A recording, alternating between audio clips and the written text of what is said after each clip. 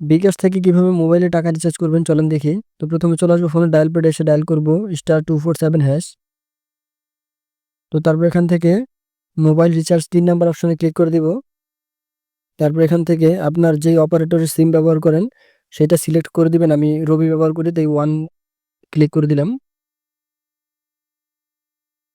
তো তারপর এখান থেকে প্রিপেইডে ক্লিক করে দিব 1।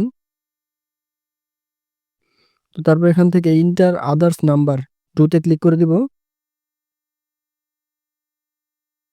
তো তারপর এখানে আমাদের যেই সিমে আমরা টাকা রিচার্জ করব সেই নাম্বারটা দিয়ে দিব। তো নাম্বারটা দেওয়া হয়ে গেলে সেন্ডে ক্লিক করে দিব।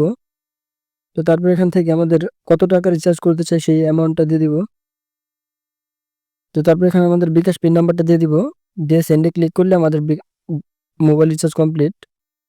তো এভাবে চাইলে খুব সহজে আপনারা বিকাশ থেকে মোবাইল রিচার্জ করে নিতে পারেন।